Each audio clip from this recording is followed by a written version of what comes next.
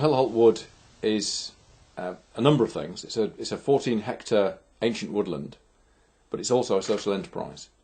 And we generate income by not only adding value to the woodland products, and using the woodland as a site to carry out activities, but also by training young people, a mixture of people excluded from school and young unemployed. My own background is that I started life as a biologist. Immediate jobs after being graduating were things like working for the Institute of Terrestrial Ecology, working as a nature reserve warden. I also travelled to the Antarctic with the British Antarctic Survey. I've been on expeditions to Africa, South America, so I've travelled around quite a lot and seen projects in different parts of the world. I've also been a businessman. To get sustainability of the management of the countryside, you've got to have, I suggest, the community as the best way of managing it. And the advice we got was for a social enterprise. So we became a community-controlled membership organisation limited by guarantee, not for profit. Now, I hate that term for a start, not for profit, because we're about three profits. We're not about one, we're about three. We're about social, environmental and economic profit. The key to measuring success is not just measuring the economic return, as you do with audited accounts, but measuring the package. Have we reduced youth crime in Lincoln by taking these young unemployed people and giving them motivation in a different direction? Have we provided good quality access to people for free? Because we're open to the public.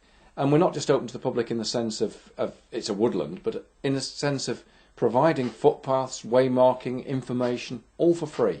And that, I would say, number one visitors are families, number two it's retired people, and number three it's women. So groups that don't tend to visit other woodlands come here because they feel safe, because the whole perceived atmosphere of the woodland is a very safe environment. And even though we've got excluded young children who they might find frightening on the streets of Lincoln, they find them perfectly acceptable here because they're just lads and they're actually very friendly and very helpful and show them around and don't make them feel nervous at all. From the staff perspective, what we give them is not just a salary, which may not be at the top end, but it's about quality of life, or I'm told to say well-being these days. That's the new phrase. I think I prefer quality of life. The fact is, the job isn't just about the salary, it's about the environment that they work in, it's about the level of control they have, the level of freedom to decide on projects that they do.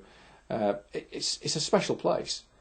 With mainstream business, that you've got a number of them are realising that they will have to be more socially and environmentally aware, that they have to face those issues, that particularly with the present government, that there's been a change of direction, a change of attitude. But I think there's a limit to how far business can go, because the bottom line is that they want to make profit, and that profit goes into individuals' pockets. And in our case, there are no profits to be shared.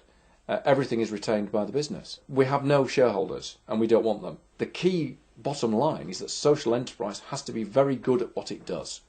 Otherwise, socially and environmentally aware normal business will simply step into that space and push social enterprise out again if it sees it's being challenged. So you've got to be as good or better than mainstream business to succeed. And what's wrong with that? This is about real business. It's about making money. It's just that we do it in a way that's socially and environmentally aware and shares that profit out.